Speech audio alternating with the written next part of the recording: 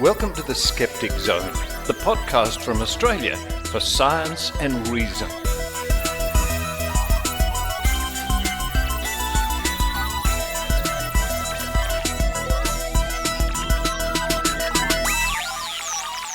Yes, it's the Skeptic Zone podcast, episode number 684 for the 14th of November 2021. Richard Saunders coming to you from Sydney, Australia. Windstorms. We've had windstorms in Sydney, Australia just lately. Very interesting. At least it's not stinking hot. But you don't want to hear about the weather forecast? Well, maybe you do. I don't know. What's the weather like where you are? Coming up on this week's show, we're going to kick off with a very disturbing story about a nurse who has been charged with fraud when it comes to administering COVID-19 vaccination. Now, this matter is before the courts. The woman has been charged. She has not been found guilty. However, I will read to you from the Western Australian press release from the police force there and a report on the abc.net.au website here in Australia. On the face of it, it could be a very disturbing story indeed. Following that, it's the Book of Tim with Tim Mendham back again this week. Part 1 of a 2-part series on the Loch Ness Monster, specifically the famous surgeon's photograph. Many years ago, Tim went to Loch Ness. Maybe that's why people are reporting a monster, I don't know. Many years ago, he went to Loch Ness and he wrote this report. Part 1 this week, Part 2 next week in the Book of Tim. Then to round off the show, it's the return of the think tank.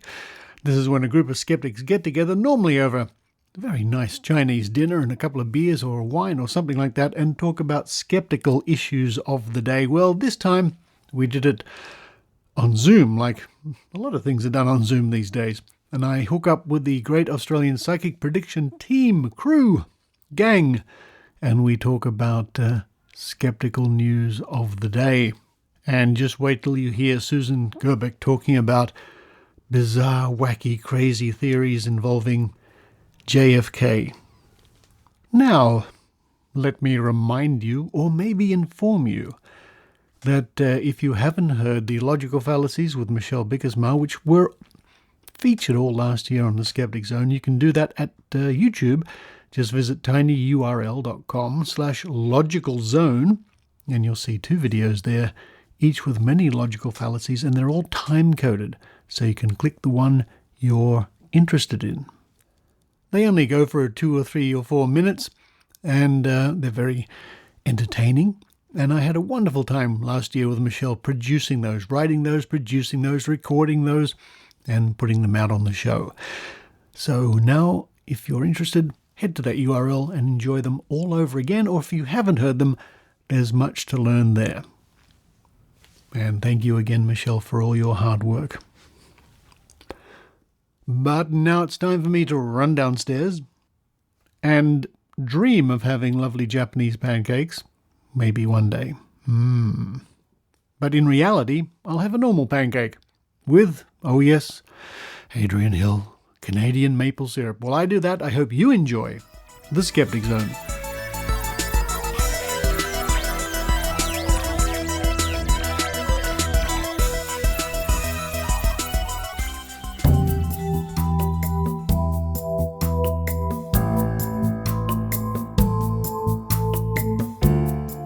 Here in Australia, as the COVID-19 vaccination in various forms rolls out, and more people are rolling up to roll up their sleeves to get the vaccination, our vaccination rate in this country is very high indeed. And I think that is really reflected, especially here in this state, New South Wales, in the fact that not many people now, compared to only a few months ago, are getting COVID-19. I think, if I'm not incorrect, this state has reached something like 90% vaccination rate for eligible people. I think it's clear that the vaccination works and it stops the spread, or helps. It's part of the package of measures that really stops the spread of COVID-19. The plunging figures speak for themselves in that respect. So it is upsetting, concerning, confusing, sadly somehow not unexpected that there are still pockets of resistance, people who are, for whatever reason, usually based on conspiracy theories, hesitant or reluctant or won't get the vaccination. But this story, brought to my attention by some friends in the skeptical world, is very, very concerning. This comes to us from the state of Western Australia, and I'll start with the press statement from the Western Australian Police Force. Media releases, this is from their website. Registered nurse charged. Vaccine fraud. This was published on the 8th of November. And the press release says, a 51-year-old female registered nurse who was employed to administer COVID-19 vaccines at a private medical centre in St James has been arrested and charged in relation to the fraudulent recording of vaccine information. It will be alleged the woman obtained approval from her employer for persons known to her to be able to attend the medical centre and be administered a COVID-19 vaccine, and for those vaccines to be administered by her. Yesterday, Sunday, 7th of November 2021, a person known to the nurse attended the St James Medical Centre where she was working and arranged for their teenaged child to be administered a COVID-19 vaccine. As per standard practice, a second medical practitioner, on this occasion a doctor, observed the process. It will be alleged the nurse inserted the needle into the teenager's arm but failed to administer the vaccine. It will be further alleged the syringe, with vaccine liquid still inside, was disposed of and a false entry was made on the medical record systems indicating the teenager had received the dose of the vaccine. Further, it will be alleged the nurse recorded another employee of the medical centre had administered the dose and not her. The medical centre reported the matter to the Western Australian Police Force and an investigation was commenced. The 51-year-old Byford woman was arrested yesterday at her residence and has been charged with one count of gains benefit by fraud. She was refused bail and is due to appear in the Perth Magistrates Court today, Monday the 8th of November 2021. The investigation is ongoing. Now, this story has also been reported in the media, and we bring you the story as published on the ABC, abc.net.au, by Keenan Burke and Nicholas Perchich, and published on the 8th of November. Nurse who allegedly faked giving teenager COVID vaccine at Perth clinic charged with fraud. Western Australian police have charged a nurse with fraudulently recording that a teenager had been given a COVID-19 vaccination when the jab was allegedly never administered. Christina Hartman-Benz, 51, was granted bail with strict conditions in the Perth Magistrates Court on Monday after she allegedly asked if she could administer the vaccine to family and friends at a private medical centre in Victoria Park on the weekend. The police prosecutor told the court staff said they noticed up to 25 people come into the clinic specifically asking for the registered nurse. The court heard it raise their concerns, and the clinic's owner, Sean Stevens, indicated he would stay and observe her administering the vaccine. When a man and his 15-year-old son allegedly asked for her specifically at 11:25 a.m. on Sunday, the prosecutor said Ms. Benz initially objected to Dr. Stevens being present, but he insisted. She was allegedly observed filling a syringe with vaccine and inserting it into the boy's arm, but not depressing it. The clinic said they immediately contacted police after she allegedly removed the needle and disposed of it with the vaccine still inside, claiming she had administered it. Police allege she recorded the child had been given the vaccine and allegedly wrote it had been administered by a different staff member. Nurse's actions were premeditated, court hears. The police prosecutor told the court the number of people specifically asking for her suggested it was premeditated. "I would say it's highly suspicious, Your Honour," he said. "I would say it can be inferred that there's some level of coordination. Police said she also worked at a clinic in Rockingham. He also told the court the father of the teenager later returned to the clinic complaining his son had developed adverse symptoms from the vaccine to dissuade suspicions on Ms. Benz. The police prosecutor said more charges were likely. Under the strict bail conditions, Ms. Hartman-Benz is not allowed to work as a registered nurse or in any capacity to administer COVID-19 vaccines. She is also not to contact anyone who was a patient or a former co-workers at the clinic where she worked. Exemptions were made for her husband and parents who allegedly were among those patients. Health Minister warns of severe penalties. Western Australian Health Minister Roger Cook said there were severe penalties for this kind of behaviour. Quote, "We're on the lookout for any of this sort of behaviour, and if it's going on, it's just deplorable and has to stop," end quote, he said. Quote, "And obviously AHPRA, the professional regulatory authority, will come down hard on any nurse that is abusing their role. Anyone who undertakes this sort of behaviour, the law will come down on them very hard." In a statement, the Royal Australian College of General Practitioners, RACGP, said it was deeply concerned to hear about the alleged incident involving a nurse. It said the organisation was providing support to the GP and practice involved. Quote, "The Western Australian Police are investigating and we stand ready to support their investigation, but we cannot comment about the details of the case while the investigations are ongoing," end quote, it said. The RACGP said GPs and practice teams across the country are working hard to roll out COVID-19 vaccinations to protect the community. Mark Duncan-Smith, the Western Australian president of the Australian Medical Association, told ABC Radio Perth that the incident was clearly being treated very seriously. Mr. Duncan-Smith said it would be, quote, "bizarre," end quote, for a healthcare professional not to give someone a vaccine. He said if the allegations were true, he would expect the nurse would be reported to the National Health Regulator, the Australian Health Practitioner Regulation Agency. According to the AHPRA, she has been a registered nurse since 1991. So I bring this story to your attention because it is a great concern.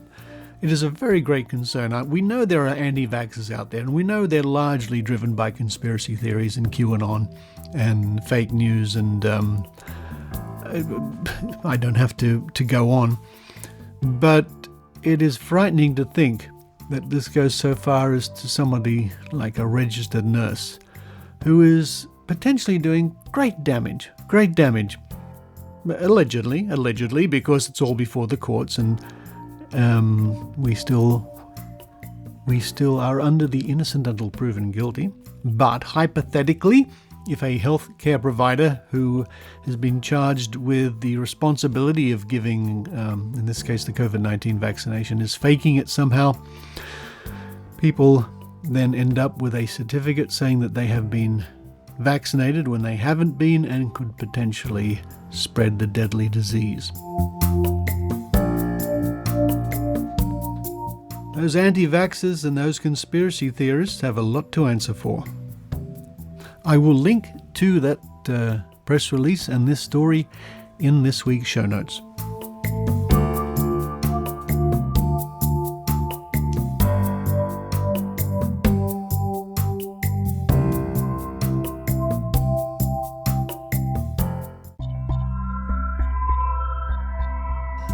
Hi, this is Dr. Pamela Gay from Astronomy Cast.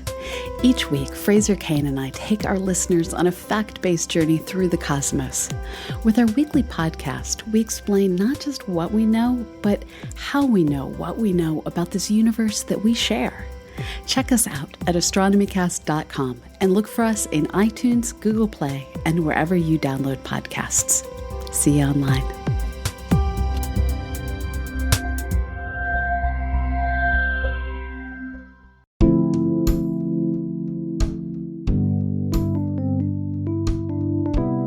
And now, a reading from the Book of Tim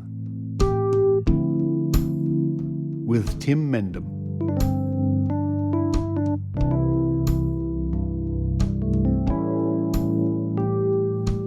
Hi, my name is Tim Mendham. I'm the editor of Australian Skeptics journal The Skeptic, and I'm Executive Officer of Australian Skeptics Inc.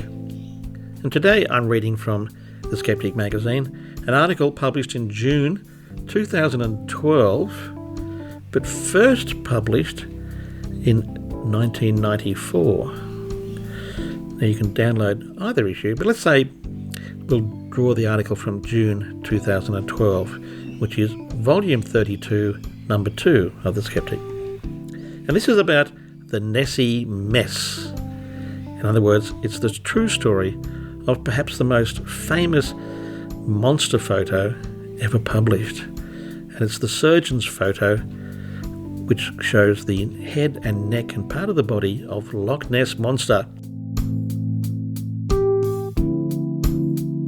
So, this is a quote from someone who says, "I realised for the first time with complete assurance the picture was not a fake and that the Loch Ness Monster was real and tangible, a living animal, or one that had been real and alive when the picture was taken in 1934. So said the late Tim Dinsdale, a leading Nessie hunter who had taken the only seriously considered motion picture film of the monster in 1960. And he was describing a classic photograph of the infamous resident of the Scottish Loch, a photograph which was to be the real inspiration for his throwing himself fully into the pursuit of the monster, and a photograph now revealed to be a hoax.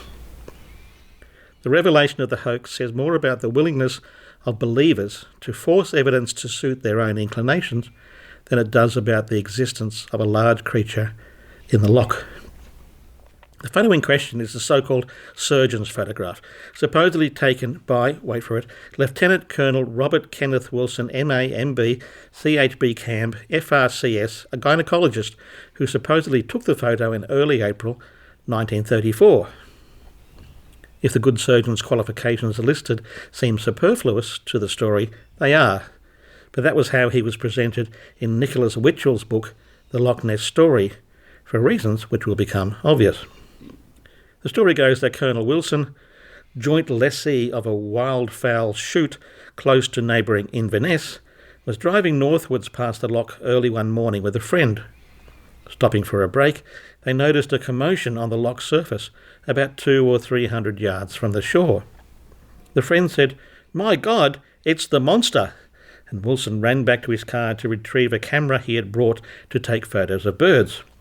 For the technically minded, the camera was a quarter-plate model with a telephoto lens, unstated focal length, using plates with almost certain a relatively slow orthochromatic fine-grain emulsion. That's Dinsdale's claim of his book. Having made 4 exposures over a 2-minute period, Wilson took the plates to Ogston's, an Inverness chemist, where he gave them to Mr. George Morrison for development. Wilson asked for particular care to be taken, and Morrison replied, "You haven't got the Loch Ness Monster, have you?" The plates were developed the same day. The first 2 were blank. The third, the most widely published, showed an animal's upraised head and neck, with some associated bulk evident front and back, and rippled water. And the fourth, a very fuzzy depiction of the head and top of the neck disappearing beneath the waves. On Morrison's advice, Wilson sold the copyright of the third photo to the London Daily Mail, which published it on April 21st, 1934, thereby challenging the evasive ingenuity of the scientific community yet again, which is what the ever-restrained Nicholas Witchell said. A further quote from Witchell is particularly ironic considering the recently revealed circumstances. He says, quote, "Colonel Wilson refused to enlarge upon the bare facts of his story and would not try to estimate the size of the object. In fact, he never claimed that he had photographed the monster. All he ever said was he had photographed an object moving in the waters of Loch Ness." The publication of the photograph immediately created controversy, with believers claiming that it was absolute proof of Nessie's existence. Nessie mania had in fact only been really up and running since the previous year, and skeptics calling it a hoax, some even suggesting it was taken in a London pond. The surgeon's photo, to be honest, is not very clear, showing a somewhat fuzzy head and neck in silhouette with a partial reflection distorted by the disturbed water around the creature. It was normally published somewhat enlarged, showing less of the surrounding water than the now lost original plate. Nevertheless, Dinsdale, after studying the photo many times from all angles and holding the photo at arm's length, felt that he could discern a tiny knob or protrusion on top of the head, complying with independent eyewitness accounts of horn-like stumps, and a second set of rippling circles somewhat behind the bulk of the monster, indicating disturbance caused by a further part of the animal. It was this moment of epiphany which gave rise to his conviction quoted at the start of this article. Nicholas Witchell described the photo as believed to be the only genuine picture of the head and neck of one of the animals, while admitting that it was nevertheless controversial. The skeptics, on the other hand, dismissed the photo as an out-and-out hoax, or often as the tail of an otter or a bird diving beneath the surface of the loch or a tree trunk. As to the photographer's reticence for further comment, Witchell put this down to professional reasons. Quote, "The detached and entirely objective approach of Colonel Wilson is surely commendable. He made no wild claims and, as one would expect from a professional scientific man of standing," thus the long list of initials after his name, "he merely reported what had happened as far as his recollection would allow. Having done that, he wished to have no part in the wrangling which inevitably follows every photograph purporting to show one of the animals." Note the purporting to show one of the animals rather than one of the purported animals. Perhaps there were other than professional reasons for the Colonel's silence. And we'll continue the article in part 2, looking at the revealed hoax.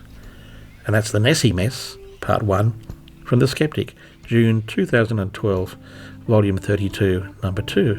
And you can download that issue of The Skeptic with the full article from our website, skeptics.com.au, for free. And while you're there, why not subscribe to the magazine? And you'll make Nessie a very happy monster.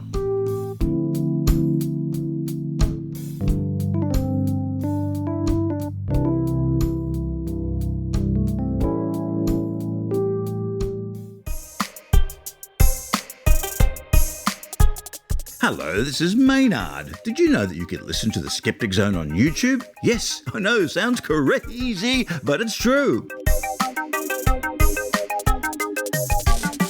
Also, you can hear 40 Logical Fallacies with Michelle Bickersma and funny sketches with Richard Saunders and a host of other skeptics. Just click on the YouTube links on the homepage at skepticzone.tv.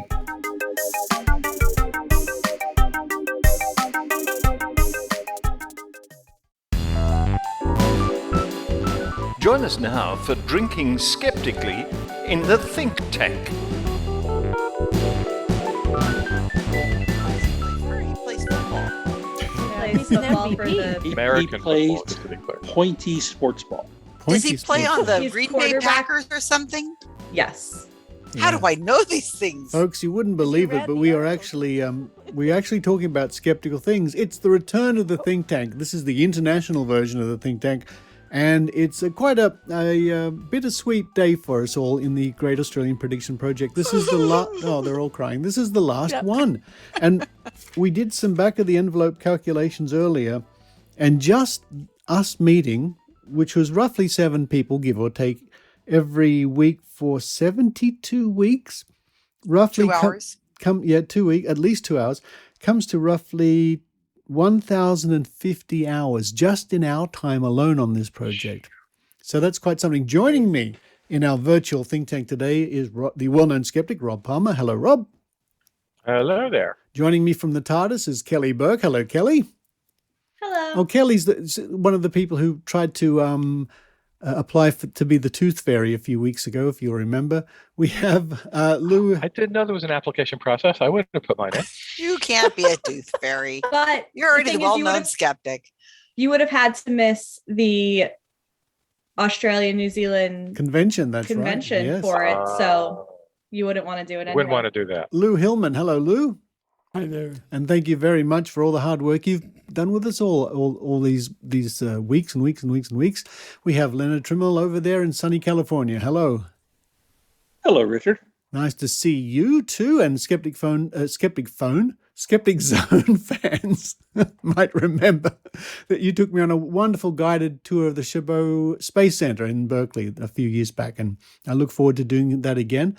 And of course, we have that voice you know so well, folks. It's the woman you hear reading the Australian Skeptics news. Usually it's Adrian Hill. Hey, Richard. Hey, see, she's from Canada. Hey. And Sorry. the woman we owe a big thanks for hosting this every week now for 72 weeks. Yes, it's Susan Gerbeck. Hi, everybody. All right, so cheers, everybody, with our virtual cups holding up to the cameras. Yeah, cheers very much. Ching! Ting! I don't know, whatever Clink, the sound hang it on. makes. Clink, clink, It's such a sad day. clink. Clink! Oh, I hit my microphone. That's no good. So normally in the think tank, we haven't done a think tank on the Skeptic Zone for some time, but in the early years of the show, we'd all gathered at the club at the end of the street, which is still there and it's open again. Have a big Chinese dinner, lots of drinks, and talk about skeptical issues of the day. So let's open up the floor. We'll kick off with you, Susan. We were talking about sport when our listeners eavesdropped in to join this session. Why were we talking about sport, and what's that got to do with Wikistats?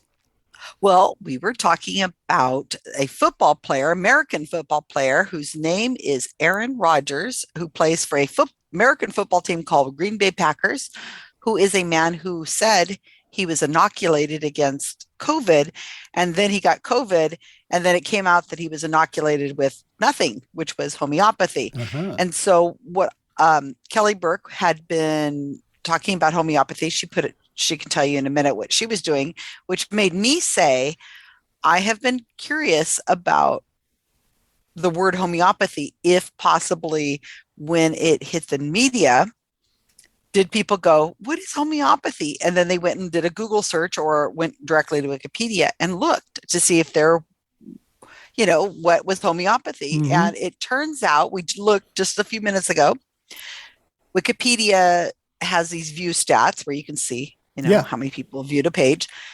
And normally, on average, probably the term homeopathy gets about 1,500 page views a day. Right. So on the days that this story broke, that this football player, Aaron Rodgers, was using homeopathy or had used it, the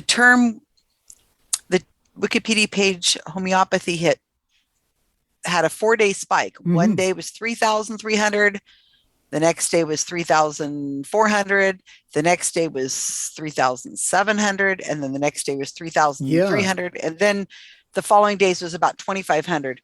And I said its average is about 1,500 views a day. So with our little experiment there, so when they started talking about Aaron Rodgers and his homeopathy non-treatment, it looks like an awful lot of people search for the term homeopathy and they hit the Wikipedia page and got good information. So I thought that was great. You might want to ask Kelly. I will ask Kelly. Kelly, what can you tell us? So I've been working with a podcast that I will shamelessly plug here called Unbiased Science. And I've been helping them to create some social media content. We have a whole team of us working on it. So when the Aaron Rodgers news broke, I thought this is a great time for a homeopathy post. And so we worked on it and it just went out today, just kind of explaining what homeopathy is. And a lot of the response that we got was a lot of people thinking that homeopathy was just natural medicine and not realizing how ridiculous it was. So the post was really great in educating people and making them realize like, oh, that's what homeopathy is. I just kind of lumped it with all of that and thought it was fine. You make a very good point. A lot of people, and in the 20 years I've been dealing with this, I still encounter this. Simply, most people don't realize that it's magical vibrations of nothing. And when they learn, they don't, it doesn't sink in. They can't comprehend that. What do you mean?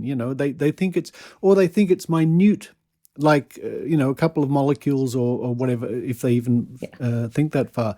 Is that the same situation in Canada, Adrian? Oh, yes. People really don't understand what homeopathy is. And it's been recommended to me many times as a migraine cure. And I always ask, do you know what homeopathy is? And most of the time, they have no idea. So when I say that it's just really ultra diluted, most times they're surprised. But I did encounter at our pharmacy a woman who was in charge of stocking the shelves of homeopathy. And she unfortunately saw me laughing at one of their medications that science-based medicine had been recently talking about. And we actually ended up in a discussion, and I tried to do sort of the Anthony Magnabosco thing with questioning. And she finally did say, well, yeah, it is really just a belief system, and that's all it is. So I thought that was pretty good. Now, Rob's put his hand up. Yeah, I have a little input on this. While I was still working, I started Illogical Fallacies of the Week because so many people at work just were illogical about things. So I would put that up in the little cafe on our floor, and it would have a definition of a logical fallacy, and then it would have an example.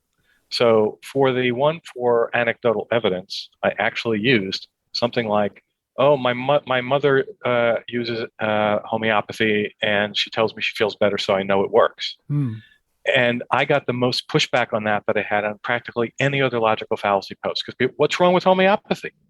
Wow. And these are well-educated engineers with master's degrees, sometimes PhDs, telling me, what's wrong with homeopathy? Why are you using that as that example? I don't understand it. Because the placebo effect is well established. Yes, indeed. And the ignorance, people are just ignorant as to what it is. They've heard about it. They've heard some people use it. They've may heard it's traditional or natural medicine or alternative medicine.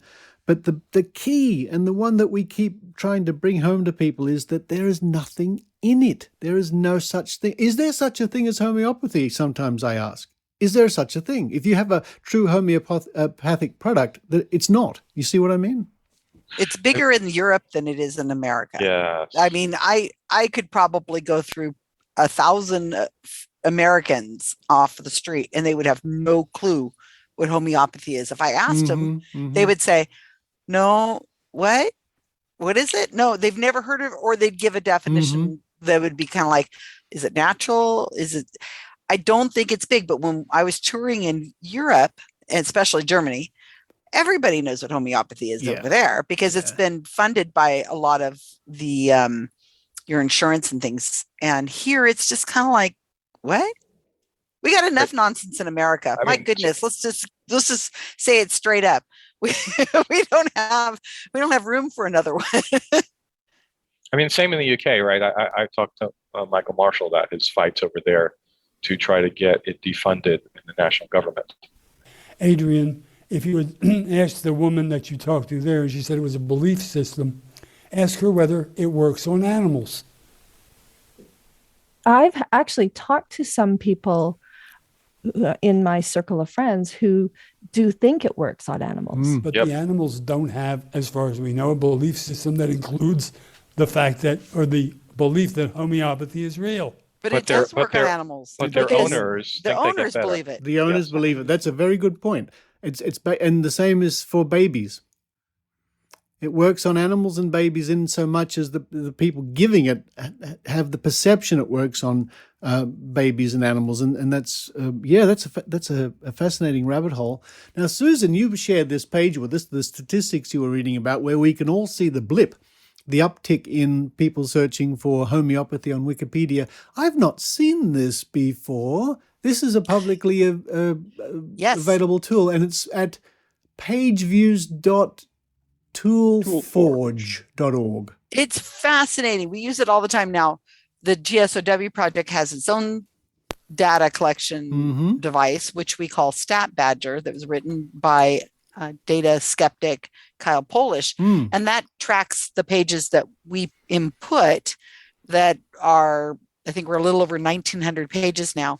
And it allows us to see how the pages that we've written are viewed. And we're just at a little over 100 million page views.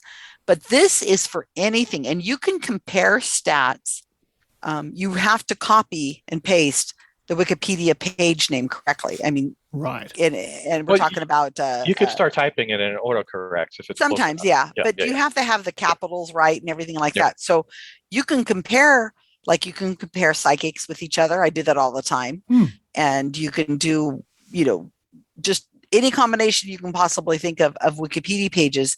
Put 5 or 6 on there. You can do pie charts. You can do, you can look at the stats by any time frame you want. I think this tool starts at 2015, and it gives you daily averages and languages. It's great. So Richard, this tool is available from any page on Wikipedia. You don't have to go separately. Basically, on the left panel, there's a bunch of stuff that people don't pay attention to. Yeah. It starts with main page, contents. So halfway down is tools. Yeah. You click page information. That opens another page with a bunch of stuff. If you go to the very bottom, right near the bottom, it says page view statistics, and that's how you get to the page Susan had up. Right. So he's talking about on Wikipedia. Yep. If you look at a Wikipedia page on the left-hand side and go down far enough, you will see this tool. Yep. So when people do that, Susan, when they click on and they're running a search for homeopathy because some famous person mentioned it or something like that, let's talk about homeopathy in particular. What are they presented with? Well, they better be presented with a really well-written Wikipedia page, especially the lead, because we don't expect most people to read the entire page. Right. We expect them to read the lead and possibly look at the info box, which is on the right-hand side, because I think most people come in, look at it and go, oh, nonsense. Okay, gone. Let's go see what the football scores are or whatever, They're there just for the moment. And there's a word in the homeopathy page, and I'm not looking at it right this moment. Somebody better look at it. Oh, I'm looking at it. But I think the word quackery is in the lead. I don't see that right now. Like the last words? Let me read the first 2 sentences. If anyone reads this and just still believes it works, it's bizarre. Oh, they'll just be the people who, anybody can write anything on Wikipedia, right? Homeopathy is a pseudoscientific, with 5 citations there on that word, system of alternative medicine. It was conceived in 1796 by the German physician Samuel Hahnemann. Its practitioners, called homeopaths, believe that a substance that causes symptoms of a disease in healthy people can cure similar symptoms of sick people. This doctrine is called similia similibus, I don't speak Latin, or like cures like. And it goes on to say how ridiculous. But right at the top, it says homeopathy is a pseudoscience, which is really, fantastic that's the top line. Lots of people. That's there on purpose, you guys. That is there intentionally to be in the first. The last sentence of the second paragraph.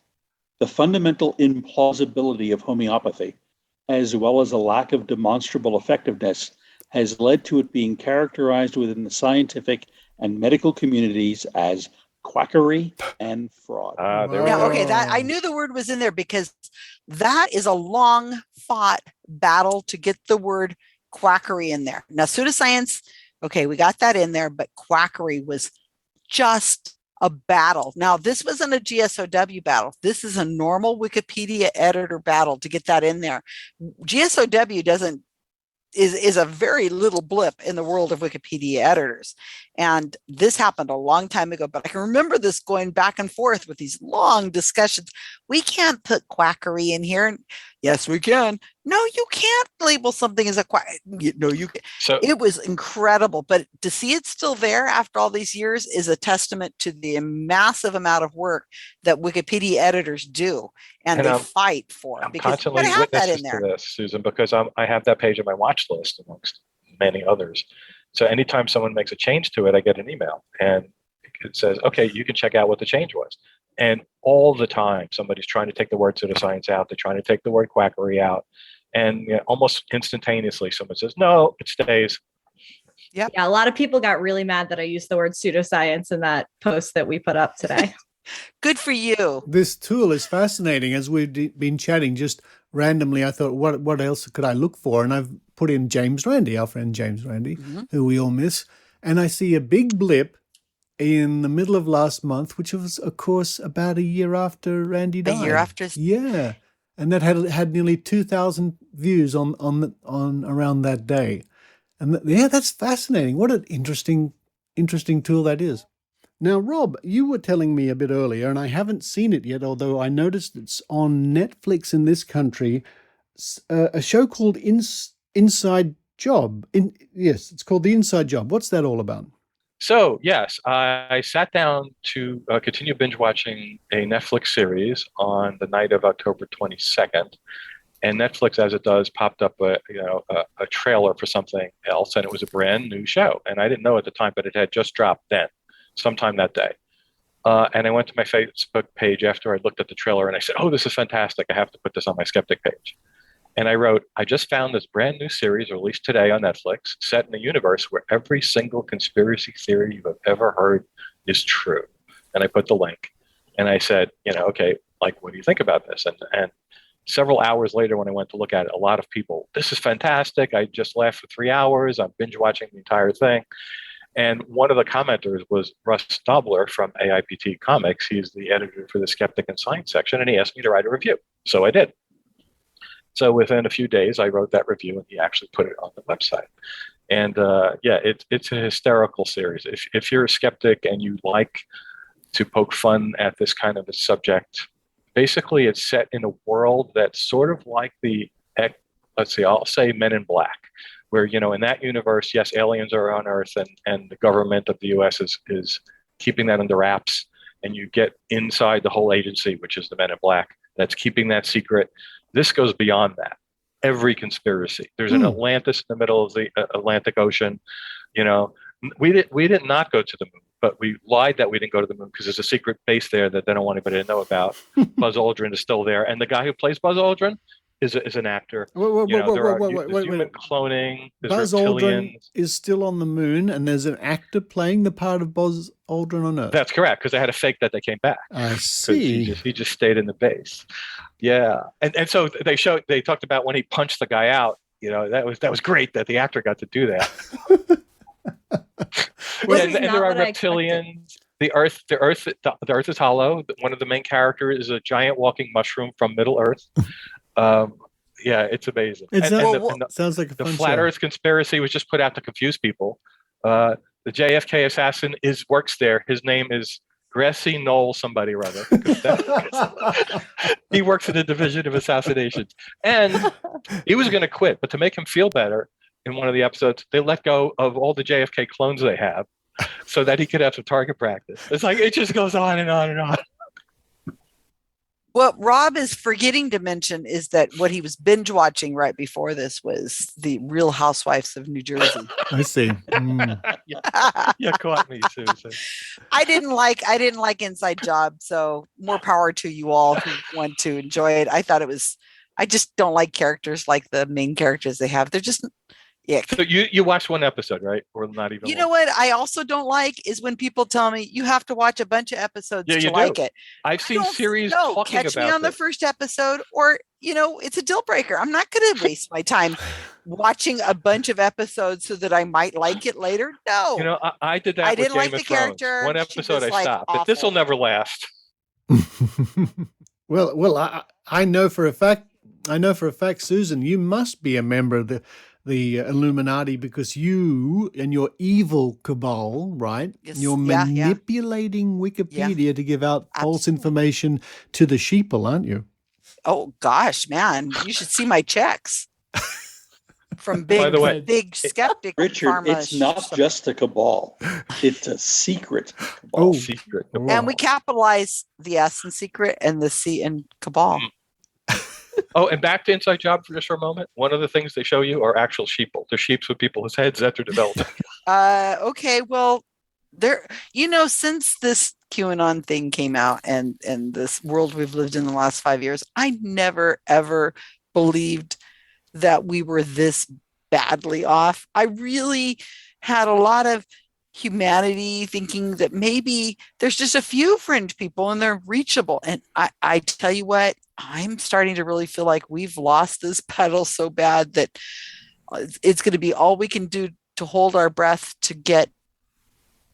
I don't even know where to get. Just because hundreds and hundreds of people gathered in Dealey Plaza last week for the return of and JFK Jr. There. They are still there, standing in the rain, forming a Q out of their bodies, standing there, Susan, waiting for JFK to show up. for those Or of JFK Jr. listeners who might have missed this, what are you talking about?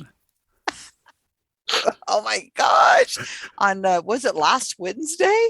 Yes. I think that's some fringe of the QAnon group. I mean, this is fringe. Said that JFK Jr. and JFK were going to appear at the grassy knoll where JFK was supposedly assassinated, but he wasn't assassinated because he's in hiding. And so they gathered right where the shot supposedly happened.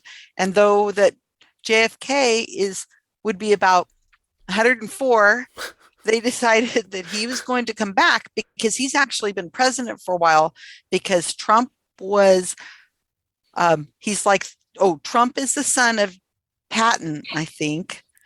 Yes. And when he left office January 20th, he assigned his presidency over to JFK, who's his first cousin, who Trump is allowed to give the presidency. Everybody's you should see the faces, folks. You should see the faces I'm looking at the moment. JFK was given the presidency because you can apparently assign the U.S. presidency to an old president, and then JFK has now given it to his son, JFK Jr., who did not die in the plane crash, 15 years ago, but he's been in hiding again. And they were all going to reveal themselves at the time, at this specific time. The time was the time that JFK was assassinated. Nobody's cleared up why. Right. Although not on the same date, oddly. Right. Not the same date, but the same time, in the same place.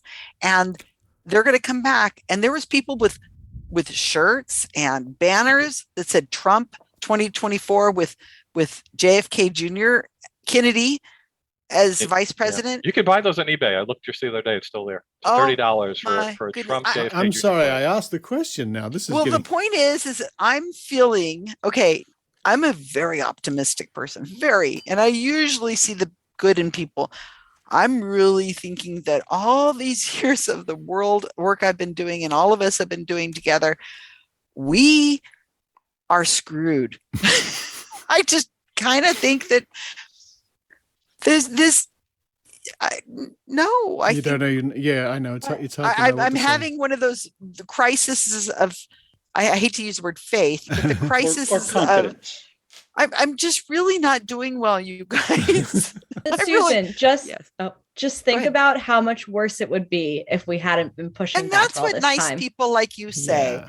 And I'm not buying it anymore. I'm just not. I thought I read several different things every day that does like a rundown of what's going on in the world of QAnon or anti-vaxxers and stuff. And there's no logic. There is no way you can appeal to these people. The only thing we have in our toolbox, the only thing we have is inoculation against pseudoscience. And that is get them while they're young, get them before they fall into the rabbit hole, get them before they believe it, explain logical fallacies and critical thinking, and give them enough examples so that when they run into, I don't know, a medical emergency or a psychic or some conspiracy theory, they will, in their brain, they've already got the little inoculation in their body, and it says, ooh, I think somebody's trying to attack my critical thinking senses. Where is it that I'm supposed to, some things, and then some kind of alert goes out and it doesn't affect them as much, or they kind of dissuade it, or they're not in it as long. That is, I think, is the only thing we've got left, you guys. I don't think there's any way you're going to change minds, even though I know there's a few who have. I don't think there's anything else. That's where I'm at right now. Susan's coming for your children. Oh my gosh, I love kids. Okay. But I seriously think that might be it. Susan, why do you have a devil hat on with pom-poms? Because I'm a worshiper. It's so that I can worship her. Yes. I stand out in a crowd, I'd love to put that picture as your Wikipedia info box picture. Yeah, I'm outstanding in my field. Get it? You should be. You should be in my field. Well, my friends, what are we going to do? For 72 weeks, we've been meeting here at the same time every week to do You're predictions. welcome to join me in the Jerry Andrus insanity work I'm doing, but it's crazy. Let me tell you guys. But I take this opportunity to thank you all for putting in hundreds and hundreds and hundreds of hours to this project. When it's published, your names all appear in the credits, and I will be sure to thank you because without you, I could not have completed this task. So I will be forever grateful to you. That was You would fun. have just been a lot older. It has been my pleasure. It's been awesome. Just spell my name right. And of course, as I was saying, ERBIK, right? next year we're starting on the Great Canadian Prediction Project. And Yeah, so Richard, everybody's going to want to know. You might as well just say right now, what is it you're going to do now? What? After you run downstairs and get a nice peanut butter and jelly sandwich. No, I'm going to get waffles with maple syrup. Well, that's the point. It was great. I mean, we couldn't have done this except during a pandemic. Yes. So Thank goodness for the think about pandemic, eh? Well, you had asked me, you said, Susan, I need to gather a few people together to do this. Could you help me out? Do you think you could find a couple people? And I said, okay, I'll do it for Tuesday, June 23rd, 3:00. Is that good? And then I said, I'll just advertise and see who shows up. And some people showed up, and then I thought it was that week. And then the next week we did it again. And then the next week we did it again. And it was like, oh my gosh, we're doing this every third Tuesday. I might have picked a different time, but it was an honor to be asked. I appreciate it, Richard, that you reached out and asked me to organize the cats of our community, which is what we do, which I spend most of my time doing is organizing you cats. Herding cats. Herding cats. Yeah, it was a great honor to do this. It was a lot of fun. We learned a lot. I learned a lot. I know more about Nicole Kidman than I think is anybody should know. It's not healthy to know that much about Nicole Kidman. Not being Australian, yeah. And Australian politics. Yep. No, I never did. I tuned out when you guys talked about politics. And Adrian, our favorite word is Clucky. Clucky. And waffle. And waffle. We learned a lot of Australian words. It was great. And euphemisms. Well, it was fun. For this week and this, thank you, Lou. For this week and for the return of the think tank, and to all of you, thank you and cheers. Hold Cheers. Virtual glasses and clink, clink. My glass. Clink. Woohoo! Thank you, everyone. Sad. Oh. We'll have another drink and All another good waffle. things must come to an end, they say. And we move on to the next project. I will Exactly. miss seeing you all every week. Oh, I that's all will right. too.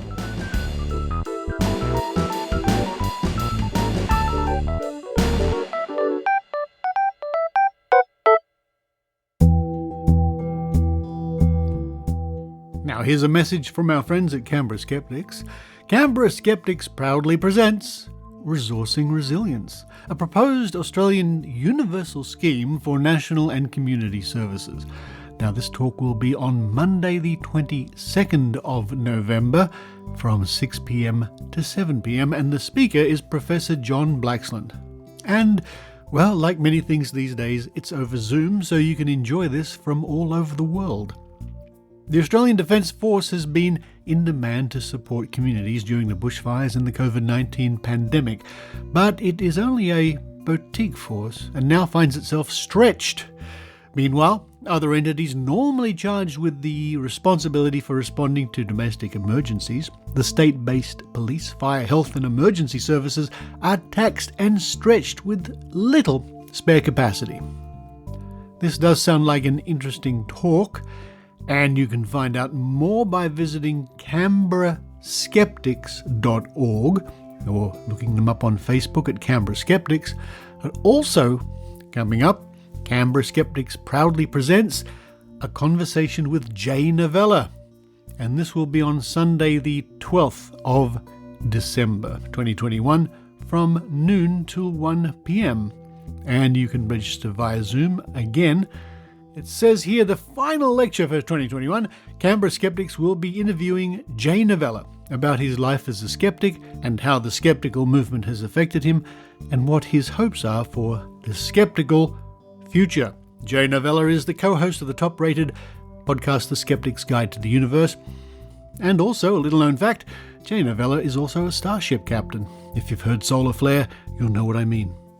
Now, both these talks are made possible by grants from the Australian Skeptics, and you can find out more, of course, at canberraskeptics.org.